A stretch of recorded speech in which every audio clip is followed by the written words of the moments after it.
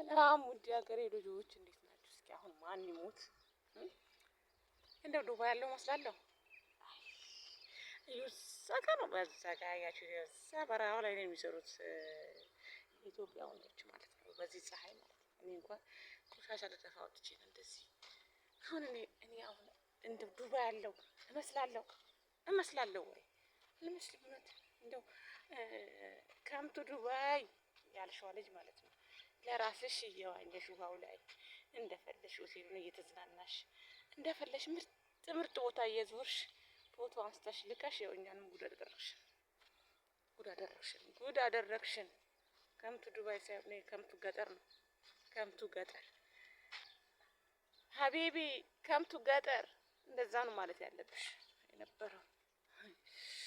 መለስተኛ ቁሼ ተራ ታውቃላችሁ? ሰፈሩ ማለት ነው። ወላሂ የሆነ ወላሂ በእንደዚህ አይነት አጠር ባለች ቤት ነው የሚኖሩት። በቃ መለስተኛ መኪናቸው ግን ውጭ ላይ ነው የሚያድረው። እና መለስተኛ አሁን ቆሼ ተራ የምታውቁ አላችሁ አዲስ አበባ ላይ ማለት ነው። እና ይሄ የኛ ሰፈር እኔ የምኖረው ካራ ነው።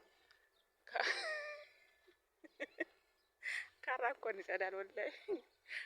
እና ይሄን ይመስላል የኛው ቤት ደግሞ ይሄ ነው። የላሜራ ቤት ነው ቤቱ ራሱ የኛው ማለት ነው። እና ከምቱ ዱባይ ሳይሆን ከምቱ ገጠር ነው። እሺ ለማንኛውም የሀገሬ ልጆች ዱባይ የለውም። ያው ቢኖር ባንዲራ አሳያችሁ ነበር። ባንዲራ የለም ሰፈሬ ላይ ብቻ አላውቅም።